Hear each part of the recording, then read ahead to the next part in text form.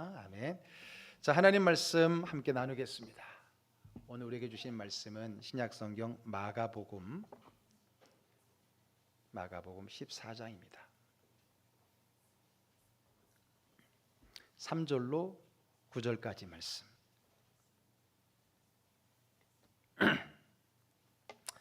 마가복음 14장 3절로 9절의 말씀 함께 읽습니다.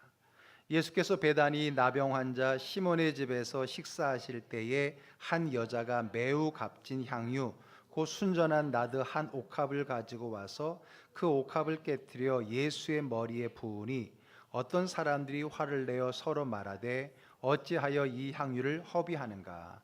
이 향유를 300데나리온 이상에 팔아 가난한 자들에게 줄 수 있었겠도다 하며 그 여자를 책망하는지라. 예수께서 이르시되 가만두라. 너희가 어찌하여 그를 괴롭게 하느냐? 그가 내게 좋은 일을 하였느니라. 가난한 자들은 항상 너희와 함께 있으니 아무 때라도 원하는 대로 도울 수 있거니와 나는 너희와 항상 함께 있지 아니하리라.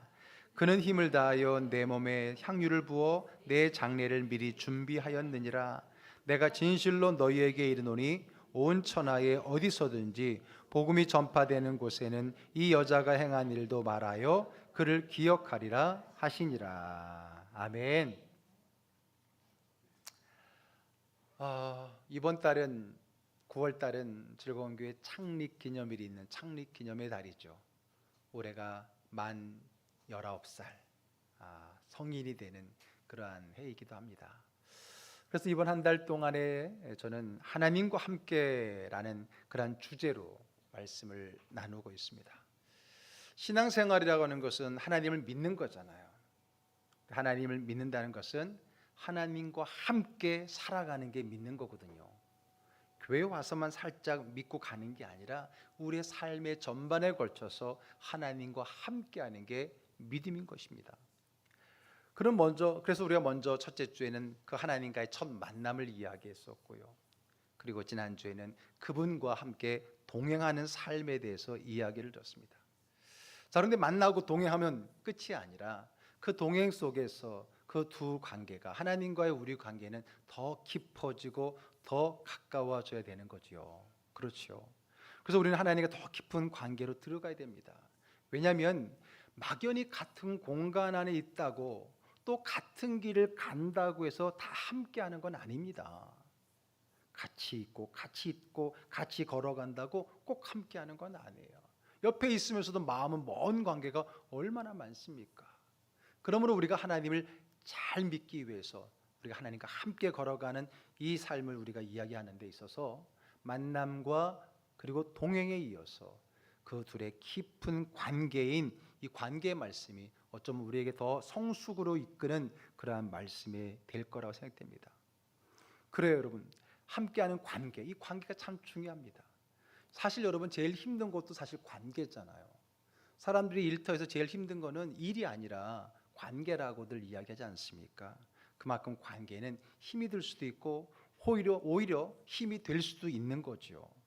자, 그러므로 하나님과 함께함에 있어서 하나님을 만나 동행한다면 이제는 그 하나님과 더 깊은 가깝고 깊은 관계로 들어가야만이 이 신앙의 성숙을 이룰 수 있고 신앙생활이 말 그대로 재밌는 거예요. 여러분, 불편한 관계에 있는 사람과 함께 있는 것만큼 힘든 일이 어디 있어요? 그러나 내가 좋아하는 좋은 깊은 관계에 있는 사람이 있는 시간은 즐거움이죠. 우리 즐거운 교회 이름처럼 그 즐거운 신앙생활은 결국은 하나님과의 깊은 관계를 통해서 우리가 누릴 수 있는 신앙의 덕이라고 하는 겁니다. 자, 그러면 어떻게 우리가 하나님과 더 가까워지고 하나님과 더 깊은 관계로 들어갈 수 있을까요? 자, 그 질문을 가지고 오늘 본문을 택하게 되었습니다. 오늘 본문은 바로 주님과의 관계를 깊이 하는 것이 무엇인지 우리에게 가르쳐주고 있기 때문에 그렇습니다. 자, 이제 본문의 이야기로 들어가겠습니다. 자, 오늘 본문은요, 자, 예수님께서는 우리를 위하여 우리를 구원하시기 위해서 하나님이신 그분이 하늘 보좌를 버리시고 연약한 인간의 몸을 입고 이 땅에 오셨잖아요. 그리고 본격적으로 메시아의 사역을 세례 요한에게 세례를 받으심으로 시작이 된 겁니다.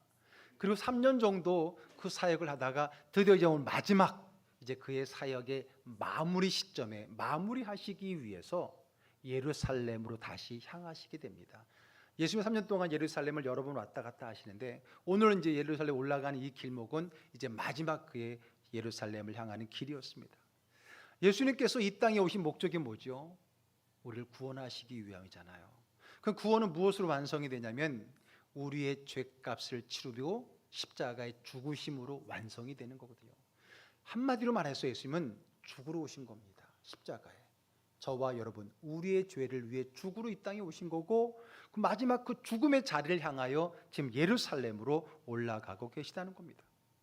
자, 그래서 예루살렘으로 쭉 올라가시는 길에 이제 예루살렘에 거의 다가왔을 때 예루살렘 외곽에 있는 한 마을을 지나게 되는데 그 마을의 이름은 베단이라고 하는 곳입니다.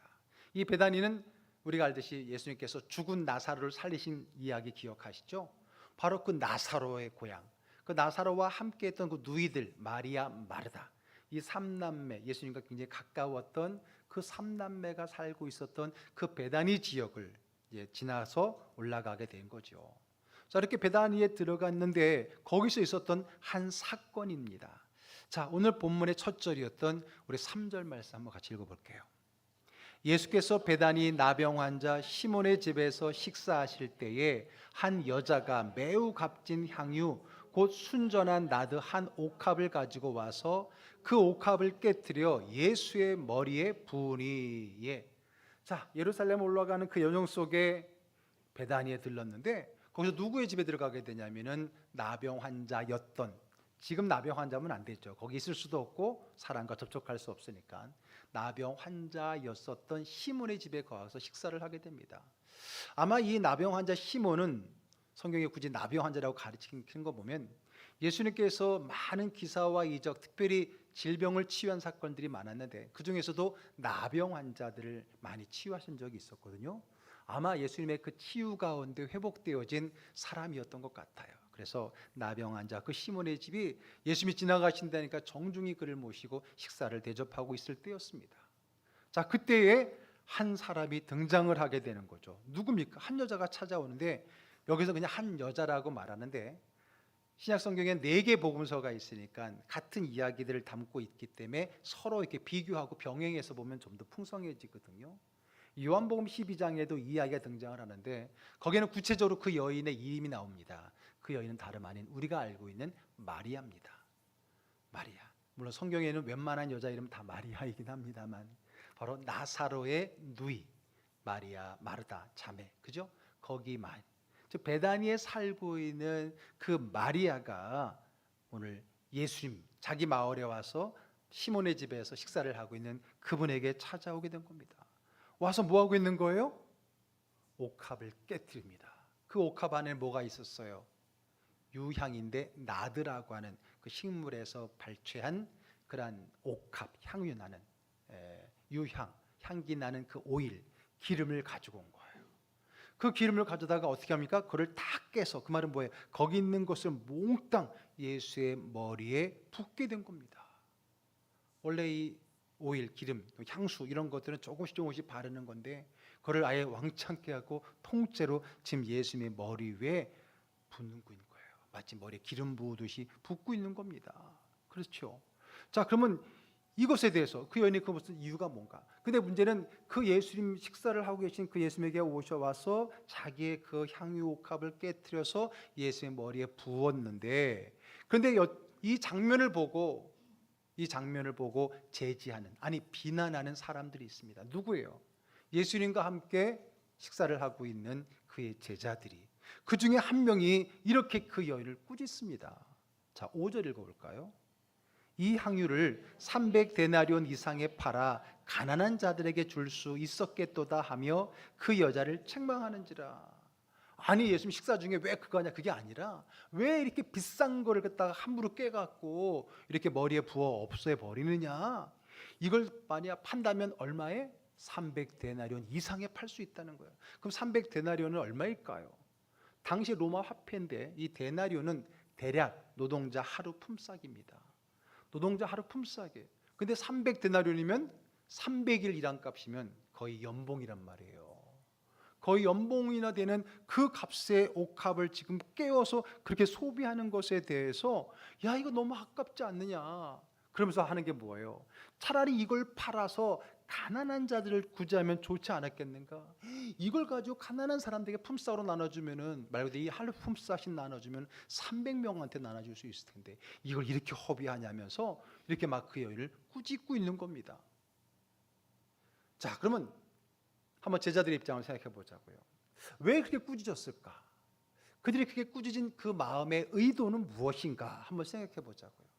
정말 순수하게 말 그대로 가난한 자들에 대한 늘 긍휼의 마음을 가진 박애주의 마음으로 그랬을까요? 그럴 수도 있죠.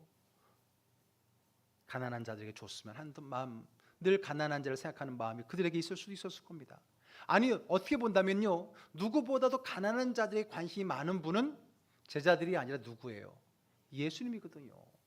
예수님은 늘 사람들에게 소외받는 사람, 병든 사람, 그리고 가난한 사람들, 늘 그들의 이웃이 되어지고 오히려 그들에게 다가가서 사랑으로 섬겨주셨던 분이 예수님 아닙니까? 그렇죠. 자, 그렇기 때문에 그들이 먼저 나서서 아직 가난한 자들에게 말이야 이거 주는 게 훨씬 낫지 않았겠어? 라고 말을 한다면 아마 예수님이 칭찬하실 줄 알았을 거예요. 어쩌면 그의 본성적인 의미에서 말하는 것도 있었겠지만 어쩌면 이렇게 말하게 되면 예수님 마음에 쏙 들지 않을까?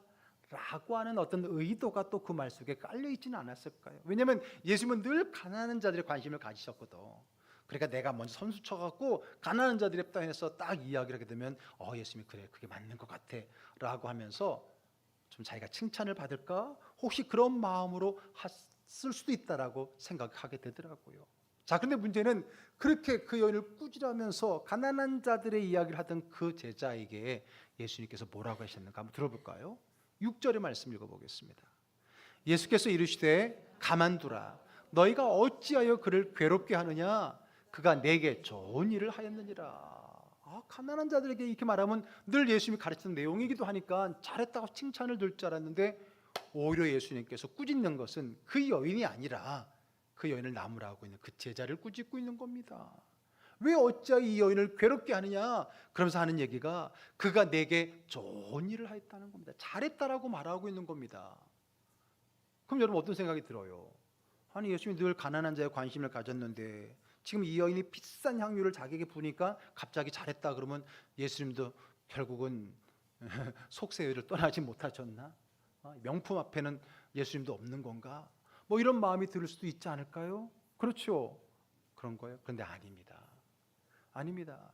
지금 예수님께서는 이게 얼마나 비싼 거를 나한테 그 어떤 가치보다 더 중요한 거는 그 여인의 이 행위 때문에 감동을 받고 감격을 하고 이 여인의 하는 일을 좋은 일이라고 하는 겁니다.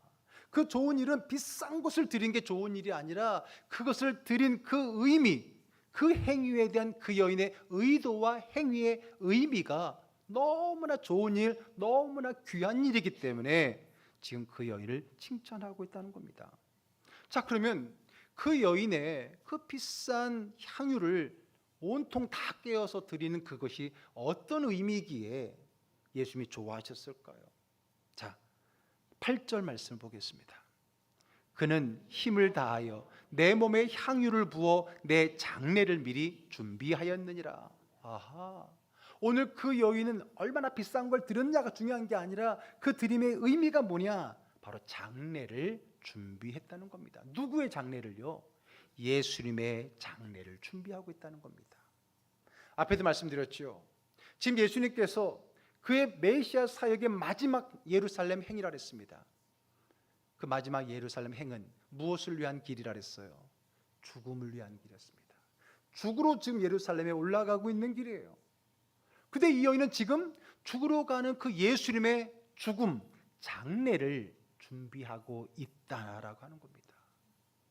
예수님이 죽으러 가는 걸 그 여인이 알았기에 죽으러 가시는 그 예수님의 죽음을 미리 슬퍼하면서 그 죽음에 함께 동참하고 그 죽음을 예비하기 위해서 자신의 값비싼 향유를 뿌려 드리게 된 겁니다. 유대 풍습에는 희신에 유향을 바르는 풍습이 있습니다. 유향. 유향이니까 향기 나는 오일이죠. 향기 나는 오일. 특히 여기는 나드, 순전한 나드, 퓨어 나드라고 하는 그 식물에서 채취한 그 향수, 향기, 오일인 거죠. 그걸 다 드린 거예요. 그들은 장례에 있어서 물론 이 향이 여러 가지 치유의 목적으로도 오일이 많이 쓰이고요. 그 당시에 세계에서 보게 되면 치유를 위해서 상처에 바르는 용도도 쓰기도 하고요. 또 향기를 통해서 좋은 냄새나는 향수 기능도 쓰고 있지만은 또 어떤 부분에는 시신에 바릅니다. 시신에 바름으로써 뭐 부패를 좀 방지한다던가 또 어떤 것이 소독의 개념도 있었다라고 이야기를 하더라고요. 그래서 여러분 후에 예수님께서 죽으시고 난 다음에 그분을 무덤에 안치시키고 안식일이다 보니까 급하게 나와야 됐거든요. 그리고 안식일이 끝나자마자 여인들이 그때도 이 여인 마리아를 비롯한 여인들이 예수님의 무덤에 갑니다. 왜 갈까요? 그 시신에 유향을 바르기 위해서. 그러니까 이 유향이라고 하는 것은 결국 시신에 바르는 용도로서 많이 쓰여졌기 때문에 지금 예수님 머리에 지금 유향을 다 부었다라는 것은 결국 예수님의 죽음을 암시하는, 죽음을 예비하는, 그 죽음을 결국 함께하는 그 여인의 행위였다라는 겁니다. 그러니까 예수님은 야 나한테 비싼 거 줘서 너무 좋아가 아니라 자신의 그 죽음을 유일하게 알고 준비하고 함께하는 그 여인의 그 행위, 그 믿음, 그 함께함이 너무나 감격스럽고 감동스러워서 오늘 그 여인을 칭찬하고 있다라고 하는 겁니다. 자, 그러면 그 여인은 어떻게 알았을까요? 아니 제자들도 지금 모르고 있는데, 그러니까 얘기하고 있는데 제자들도 모르는 그 일을 이 여인은 어떻게 알았을까요? 사실 알고 보면 이 여인이 아는 게 이상한 게 아니라 제자들이 모르는 게 이상한 거예요. 사실은 왜냐하면 예수님은 여기 오기까지 적어도 세 번 내가 죽는다라고 말했거든요. 내가 죽고 죄에 대해서 죽고 너희를 위하여 죽고 다시 부활함으로 너에게 구원이 임한다라는 것을 적어도 세 번을 말씀하셨어요. 같은 마가복음의 앞에 보게 되면 적어도 예수님께서 세 번 얘기하셨는데 언제 처음 말씀하셨냐면요, 마가복음 8장에서 말씀하십니다. 자, 8장 31절로 가서 읽어볼게요. 인자가 많은 고난을 받고 장로들과 대제사장들과 서기관들에게 버림받아 죽임을 당하고 사흘 만에 살아나야 할 것을 비로소 그들에게 가르치시되. 자, 8장에서 먼저 비로소 가르쳤어. 그때부터. 그럼 그때가 언제냐면은 베드로가 주는 그리스도시요 살아계신 하나님의 아들이십니다라는 위대한 고백을 했을 때입니다. 그때 예수님께서 바요나 시몬아 내가 복이 있도다라고 말하면서 내가 너를 이제 베드로라 부르겠다, 반석이라 부르겠다, 이 반석 위에 교회를 세우겠다, 엄청난 칭찬을 받았잖아요. 그리고 난 다음에 비로소 자 이제 내가 너희를 위하여 십자가에 죽게 될 거야, 그리고 살아날 거야, 그 얘기를 바로 하신 거예요. 그랬더니 베드로가 무슨 말씀이냐고, 우리 스승님이 죽으신다니요 말이 되십니까? 저희가 가만히 놔둘 줄 압니까? 아닙니다. 절대 그럴 수 없습니다. 제가 지킬 겁니다. 굉장히 의기양양하게, 왜냐하면 조금 전에 크게 칭찬받았잖아요. 그리고 딱 그렇게 했더니 예수님께서 더 칭찬할 줄 알았더니 오히려 사탄아 물러가라, 그때 그러셨었던 자군요. 바로 그때 처음 예수님께서 이제 자신의 존재, 그리스도 메시아로서 이야기가 그들이 믿어질 때에 내가 죽어야 된다는 이야기를 하셨거든요. 뿐만 아닙니다. 또 가게 되면 9장에서 한 번 더 얘기하시고요, 그리고 10장에서 한 번 더 말씀을 하십니다. 자, 10장 33절 가볼게요. 세 번째 말씀하셨던 거거든요. 읽겠습니다. 보라, 우리가 예루살렘에 올라가노니 인자가 대제사장들과 서기관들에게 넘겨짐에 그들이 죽이기로 결의하고 이방인들에게 넘겨주겠고. 자, 이때는 언제냐면 이제 말 그대로 죽으러 예루살렘으로 출발할 때입니다. 우리가 예루살렘에 올라가노니, 이제 올라가는 거야. 자, 이제 올라가자. 물론 전에도 6번 올라갔지만 자, 이제 올라가자. 이제는 올라가면 대제사장과 서기관들이 나를 이방인 로마인들에게 넘겨주어서 나를 죽이게 될 거야. 그 이야기를 바로 여기 예루살렘으로 올라가기 전에, 올라올 바로 그 시점에서 이야기를 하셨던 겁니다. 근데 왜 그들은 모를까요? 사실은 모르는 게 아니라 인정하지 않는 거죠. 못 들은 게 아니라 그 말에 동의를 하지 않는 거죠. 왜? 자기들이 원하는 것은 예수님의 죽음이 아니라 예수님이 왕이 되어서 이 나라를 다스리고는 로마를 쫓아내고 다시 다윗 왕가의 왕위를 회복하는 것, 그게 그들이 기대하고 꿈꾸는 그들의 소망이었거든요. 그런데 예수님이 죽다니요, 말이 됩니까? 그건 자기들이 원하는 게 아니야. 그러니까 내가 원하는 게 아니고 내가 듣고 싶은 말이 아니에요. 그러니까 어떻게 사람은 그 말은 못 듣게 되고 들리지도 않고 인정하지 않고 내 귀에서 마음에서 사라지게 되는 겁니다. 그러는 거예요. 뿐만 아니라 오히려 그 정도가 아니라 지금 예수님께서 이렇게 3번이나 말씀하시고 올라오는 과정 속에서 그 마가복음 10장 뒷부분을 읽어보게 되면 이 말을 듣고도 오히려 그들은 뭐하고 있는지 알아요? 야, 이제 곧 예수님이 왕이 되실 거야. 야, 그러면 우리 12명 중에서 누가 총리하고 누가 법무부 장관하고 누가 행안부 장관하고 지금 서로 하다가 다투는 거예요. 누가 더 높은 자리 할까? 그 중에 요한과 야고보 형제는 그 어머니 마리아를 청탁자로 내보내서 우리 아이들이 당신의 나라가 임할 때 하나는 오른쪽에 하나는 왼쪽에 하나는 우의정 하나는 좌의정 시켜달라고 청탁이 들어올 정도였어요. 그러니까 예수님은 지금 죽으러 가는데 함께 가는 제자들이 저 앞에 가면서 떠드는 얘기를 들어보니까 누가 서로 높은 자리 할 거냐고 얘기하고 있으니까 죽으러 가시는 그 예수님이 얼마나 안타깝고 속상하고 서운할까요?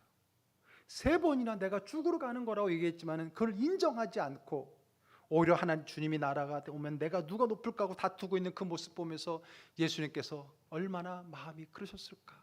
그런 상황 속에서 오늘 이 여인이 와서 유일하게 당신의 죽음을 알 뿐만 아니라 그 죽음에 예비하고 동참하고 있는 그 장면을 봤을 때 얼마나 예수의 마음이 감동하고 감격이 되었을까요? 그렇지 않았겠습니까? 그럼 한번 생각해 보세요. 예수님의 제자들은 예수님과 3년 동안 동고동락한 사람이에요. 늘 함께 잠고 같이 먹고 하는, 늘 같이 함께하는 사람들이에요. 누구보다 예수의 마음을 잘 알아야 되고 누구보다 예수의 말씀을 더 많이 들었을 사람들인데 그러나 그들은 예수의 마음을 모르는 거예요. 예수님이 가는 길을 모르는 거예요. 그에 비해서 오늘 이 여인은 늘 예수님과 함께 동고동락하는 사람이 아니었어요. 어쩌다가 오시면 맞이하고 또 어쩌다 어디서 말씀하면 그분 말씀 들어가고 그런 정도였는데 늘 함께 한다는 가족과 같은 그들은 내 마음을 몰라주는데 오늘 그 여인이 내 마음을 알아준다. 여기에 마음이, 그 마음 아시잖아요. 그렇죠? 오늘 그런 마음에 그 예수님이 마음을 감동시켰다라고 하는 겁니다. 그렇다면 늘 나와 함께하는, 적어도 3번 이상 말했는데 이 제자들은 못 알아들었는데, 그런데 어떻게 마리아는 알았을까요? 마리아는 이 고급 정보를 어떻게 접했을까요? 그게 바로 오늘 설교의 제목, 관계, 이 관계의 핵심인 겁니다. 결론부터 말씀드리면 오늘 이 여인이 어떻게 예수의 그 이야기를, 그 가시는 길을 알게 되었는가? 그건 바로 귀 기울여 듣는 삶 때문입니다. 무슨 삶이요? 귀 기울여 듣는 삶입니다. 마리아의 예수님을 향한 관계의 태도가 뭐냐? 귀 기울이는 거예요. 귀 기울이는 거예요. 오늘 이 마리아가 그 예수님과의 깊은 관계의 그 코드, 귀 기울이는 거, 귀 기울이는 겁니다. 자, 우리는 마리아 하게 되면 마르다와 함께 이야기가 구성되는 걸 잘 알죠. 자, 마리아와 그 마르다는 자매잖아요. 마르다가 언니고 동생이 마리아입니다. 한 번은 베다니로 지나가실 때 그 마르다가 그 예수님을 초청해서 자기 집에서 음식을 대접합니다. 예수님 우리 집으로 오실게요. 제가 식사 대접하겠습니다. 그래서 예수님을 자기 집에 모셔놓고 주방에 들어가서 열심히 식사 준비를 합니다. 그런데 그때 그 여동생 마리아는 뭐하고 있었습니까? 자, 누가복음 10장으로 갑니다. 39절 읽겠습니다. 그에게 마리아라 하는 동생이 있어 주의 발치에 앉아 그의 말씀을 듣더니, 주의 발치, 그 발끝에 무릎 꿇고 앉아서 예수님께서 마르다가 식사를 준비하는 동안에 그 옆에서 예수님이 하시는 그 말씀들을 듣고 있었다는 거예요. 듣고 있었다는 거예요. 그런데 그 장면을 못마땅히 여기는 사람이 있었어요. 누구예요? 마르다예요. 언니예요, 언니. 아니 나는 지금 죽어라고 음식 장만하고 준비하고 있는데 그냥 동생은 말이야 도와주기는커녕 저기 앉아서 혼자 말씀 듣겠다고 앉아 있으니까 얄미웠던 거죠. 그래갖고 앞치마를 잠깐 걷고 와갖고 예수님한테 이릅니다. 아니 예수님, 우리 마리아 좀 언니 좀 도와주라고 하세요. 막 그러면서 예수님께 좀 뭔가 좀 이렇게 도움을 구했더니 예수님께서 그때 뭐라고 말씀하셨냐면, 자 42절 뒷부분 읽어볼게요. 마리아는 이 좋은 편을 택하였으니 빼앗기지 아니하리라 하시니라. 그는 이 좋은 편, 내가 하나님의 말씀, 주의 말씀을 듣는 이 좋은 일을 선택했다는 거예요. 그것은 빼앗을 수 없다, 빼앗겨서도 안 된다라는 그런 말씀을 하셨던 거죠. 그만큼 마리아는 예수님을 사랑하는 그 마음을 가지고 그 여인이 힘썼던 것은 뭡니까? 늘 예수님의 말씀에 뭐 했다고요? 귀 기울여 들었다는 거예요. 귀 기울여 듣다는 거예요. 그냥 좋아하는 것이 아닙니다. 예수님이 그냥 좋아하는 정도가 아니에요. 그분에 대한 늘 말씀을 생각하고 들었다는 겁니다. 따랐다는 거예요. 이 병행 구절이 요한복음 12장에도 나오는데 거기에는 아예 마리아와 마르다가 거기서도 식사를 준비하는 장면도 나옵니다. 여러분, 그래요. 마리아는 예수님을 사랑하고 좋아하죠. 뭐 예수님 마리아만 사랑했습니까? 많은 사람이 예수님을 좋아하고 따르는 사람이었어요. 그러나 그 중에 그 관계는 내가 그분과 얼마나 함께 오래 있었느냐가 아니라, 얼마나 오랜 시간, 얼마나 같은 장소에 있었느냐가 아니에요. 얼마나 그분에게 귀 기울였느냐가 관계를 설정하는 거라고 하는 겁니다. 한번 생각해 보세요. 3년 동안 나와 함께 먹고 자고 했던 이 제자들은 내가 3번이나 말했는데도 못 알아들었는데, 좀 우리 표현을 말하면 못 알아쳐먹었는데, 그죠? 속상하게서 그렇게 얘기할까요? 못 알아쳐먹었는데. 근데 어쩌다가 한 번씩 만나서 내 말을 듣는 이 마리아는 그걸 어떻게 알았을까? 그게 무슨 차이예요? 귀 기울여 듣는다는 거예요. 그래서 여러분, 제가 처음에 시작할 때 오늘 관계를 이야기하면서 동행이라는 주제 다음에 관계를 이야기하고, 만남과 동행 다음에 관계라는 이야기를 하는 것은 만났다고 해서, 함께 같은 공간에 있다고 해서 그게 함께하는 게 아니라는 거예요. 얼마나 내가 그분과의 관계를 밀접하게 하느냐의 그 마음의 거리, 신앙 안에서는 영적인 거리감이 중요한 거죠. 우리는 말하면 내가 늘 교회에 온다고 해서 그래서 주님과 물론 그러므로 많이 가까워질 기회가 되는 거지만, 그러나 그런 횟수나 그런 시간이 내가 오래 예수를 믿었기 때문에 내가 예수님과 더 가깝다라고 말할 수 없는 거예요. 시간으로, 공간으로 그 거리가 메꿔지는 게 아니거든요. 뭐예요? 그분을 사랑하고 그분에게 관심을 갖고 그분의 말씀에 뭐 한다고요? 귀 기울일 거, 그의 말씀을 늘 마음에 새기는 거, 이게 그분과의 관계를 더 깊이 하는 겁니다. 그러면 여러분, 제가 앞에도 말씀드렸지만 제자들은 적어도 3번은 들었어요. 그러면 귀가 어두워서 안 들린 거예요? 아니에요. 여기에서 우리가 우리를 돌아보게 됩니다. 같은 말을 들어도 사람들은 다 듣는 게 아닙니다.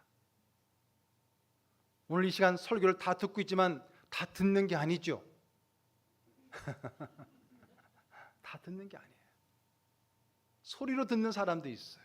이야기로 듣는 사람이 있어요. 그러나 그것을 마음에 새기는 사람이 있고, 그 말씀이 나의 삶을 움직이는 방향이 되는 사람도 있다는 거예요. 그런데 많은 사람들은 다 듣지만은 왜 듣지 못했다라고 생각할까? 왜 그들은 몰랐을까? 취사 선택을 하기 때문에 그래요. 취사 선택은 뭐예요? 내게 유익한 거, 내게 필요한 거, 내가 듣고 싶은 얘기만 들으려고 하는 거예요. 위로하는 얘기, 격려하는 얘기, 칭찬하는 얘기, 그런 얘기는 아멘 아멘이 되는데, 뭔가 질책, 책망하는 이야기, 뭔가 도전하고 이야기, 뭔가 결단을 촉구하는 이야기를 하면은 못 들은 척, 그때는 살짝 눈을 감고 조는 척하지. 나도 모르게 내 몸이 반응한다니까. 나도 모르게 내가 좀 부담스럽거나 불리하거나 그런 말씀이 나오면 살짝 눈이 내려가잖아. 아닌가요? 그렇단 말이에요. 왜? 내가 내 마음이 거부 반응이 되고. 오늘 제자들이 그 얘기를 안 들은 게 아니에요. 그러나 그들이 그것을 원하는 게 아니에요. 그들은 지금 예수님을 자기 모든 것을 직업을 버리고 가족을 버리고 3년 동안 따라다닌 목적이 뭐야? 예수님 때문에 한 자리 하려고 하는 마음이 있었단 말이에요. 예수님을 통해 이 땅에 다시 다윗의 왕가 회복이 되고 하나님 나라가 다윗의 왕가가 회복이 돼서 로마가 물러가고 헤롯 대왕이 물러가고 이젠 다윗의 가문에 예수가 왕이 되면 그때 우리가 뭐 하나씩 한 자리 하고 그렇게 생각했는데 죽다니요 말이 됩니까? 예수님이 죽으면 내가 이때까지 따라다닌 3년이 뭐가 됩니까? 그런 마음들이 있었기 때문에 그 말을 무시하는 거고 인정하지 않는 거고, 또 그런 마음들이 있으면은 우리 확증 편향이라는 게 있잖아요. 확증 편향. 내가 듣고 싶은 대로 듣는 거예요. 내가 믿고 싶은 것만 믿는 거예요. 여러분, 신앙이 그렇게 되면은 이게 삐딱해집니다. 신앙의 균형을 잃어버리게 되고요, 어린아이 신앙으로 가버리게 됩니다. 어린아이, 좋은 것만 받으려고 하는 어린아이. 그러나 성인은 때로는 취사선택이 아니라 모든 것을 소용할 그 포용성이 떨어지는 거고, 그게 바로 믿음의 수준의 낮음을 이야기하는 거고, 그것은 결국은 주님과의 관계의 깊이에 의해서 결정된다는 겁니다. 그러면 우리가 이번 달의 주제인 하나님과 함께 하는 그 믿음의 삶을 살기 위해서는 주님을 만나고 주님과 동행하지만 그냥 막연한 만남과 그냥 같은 공간에서의 동행이 아니라 그분의 말씀에 귀 기울이며 그분의 가치와 그분의 말씀에 따라서 내 삶을 드리며 함께 가려고 하는 그 마음의 자세가 진정 우리의 믿음을 더 깊은 영적인 성숙의 믿음으로 이끄는 줄로 믿으시길 바랍니다. 그런데 우리는 그래요. 귀 기울여 듣는 거 좋아해요. 근데 그걸 누구에게 적용하냐면 우리는 주로 하나님께 적용합니다. 하나님, 왜 내 말에 귀 기울이지 않으세요? 이럴 때 많이 써먹죠. 나는 하나님 말씀에 잘 귀 기울여 듣지 않으면서 하나님한테는 왜 내 말에 귀 기울여 듣지 않느냐, 그런 말 많이 듣잖아요. 여러분, 관계에서도 어려운 게 그게 뭐예요? 내가 말한 걸 잘 귀 기울여 듣지 않고 그러면 관계가 어려워지잖아요. 남편들 아내한테 그런 얘기 많이 못 들어요? 내가 그냥 말했는데 못 알아. 그때 자기가 듣고 싶은 얘기만 듣고 그때 다 얘기했대. 우리 집만 그러나? 다 얘기했대 막. 그래요. 사람이라는 게 자기가 듣고 싶은 것만 듣고 그러다 보면 편협되게 되는 거예요. 그 관계가 깊어지는 게 아니라 어긋날 수 있는 거예요. 믿음도 마찬가지입니다. 그러므로 오늘 하나님과 만나고 하나님과 동행하는, 하나님과 함께하는 우리 신앙의 삶에 있어서의 깊은 주님과 영적인 관계, 아까도 말씀드렸죠. 함께 한 공간에 있지만 그 사람과 밀접한 관계가 있으면 그 시간 너무 즐거워요. 그게 우리 신앙생활의 가치예요. 즐거운 신앙생활이에요. 근데 여러분 어때요? 관계가 불편한 사람이 한 공간에 있어, 그것만큼 시간이 안 가는 시간이 어디 있어요?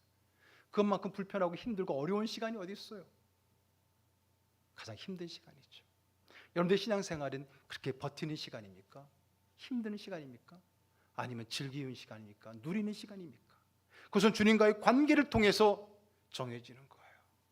나와 깊은 관계, 좋은 관계 있는 사람은 하루 종일 있어도 지루하지 않지만 불편한 사람은 한 시간이 뭡니까? 10분 있기도 힘든 거잖아요. 이게 우리의 믿음의 가치인 거예요. 그럼 여러분들 한번 생각해 보세요. 내 신앙생활에서 예배에도 마찬가지고 믿음 안에서의 모든 교제와 주님과의 관계 속에서 과연 나는 어떤 주님과의 영적인 깊은 관계를 가지고 신앙생활을 하고 있느냐라고 하는 거예요. 그 관계가 없이 신앙생활을 하니까 힘들고 어렵고 버티는 거죠. 관계의 버팀, 불편한 관계. 그러니까 경직이 되고 힘드는 거죠. 우리 즐거운 교회는 그게 아니라 신앙을 즐겁게 누리는 주님과의 깊은 영적인 관계 속에서 예수님을 믿고 예배하는 것이 숙제가 아니라 버티기가 아니라 기쁘고 즐겁고 행복한 일이 되기를 주님을 축복합니다. 그러기 위해서는 우리 즐거운 교회가 바로 주님과의 깊은 영적 관계를 위해서 귀 기울이는, 주의 말씀에 귀 기울이고 때로는 그 말씀이 나를 찌르고 나에게 도전이 되고 나를 책망할지라도 오히려 그 말씀이 내게 주신 주의 은혜의 생명의 말씀인 것을 기쁨으로 받아들일 때에 우리의 믿음이 성장하고 성숙하고 주님과의 더 깊은 영적인 관계의 삶을 누리게 될 줄로 분명히 믿습니다. 아멘. 그래요. 그래서 오늘 한번 생각해 보세요. 3년 동안이나 공들인 이 제자들은 다 이상한 얘기를 하고 있는데 오늘 그 여인이 와갖고 유일하게 나의 가는 길을 딱 했을 때 저는 그런 생각이 들어요. 예수님 외롭지 않으셨겠다. 외롭지 않으셨겠다. 그래서 이 여인이 행위가 얼마나 기뻤겠습니까? 그래서 그 여인에게 남다른 축복을 주십니다. 자, 오늘 본문의 마지막 절 9절 읽겠습니다. 내가 진실로 너희에게 이르노니 온 천하에 어디서든지 복음이 전파되는 곳에는 이 여자가 행한 일도 말하여 그를 기억하리라 하시니라. 와, 이보다 큰 축복이 있을까요? 온 천하에 복음이 증거될 때 이 여인의 행한 일도 같이 말해서 같이 기억하게 하라는 겁니다. 거의 복음급으로 이었던 거예요. 그러면 이 말은 뭐냐? 너 나한테 잘했으니까 말이야 이렇게 하라 아니라, 이 말은 조금 더 해석을 해보면 복음이 전파되는 곳에는 이 여인의 행한 일도 말하여 그를 기억하라는 말은 이 여인의 행한 일도 복음이라는 거예요. 그것이 또 신앙의 중요한 거라는 겁니다. 중요한 거예요. 여러분, 예수를 믿는 거, 예수님을 만나서 예수님과 함께 하는 거예요. 그런데 그 함께 하면은 관계에 따라서 누구는 그 신앙생활을 즐길 수 있고 누릴 수 있지만, 누구는 그 시간은 힘들고 어려운 시간이 될 수 있는 겁니다. 물론 처음부터 그럴 수는 없다 할지라도 우리가 여러분들 주님의 더 깊은 영적인 관계 안에서 더 깊은 관계를 누릴 수 있는, 귀 기울여 듣는 우리 즐거운 교회 성도님들 다 되시기를 주님의 이름으로 축복합니다.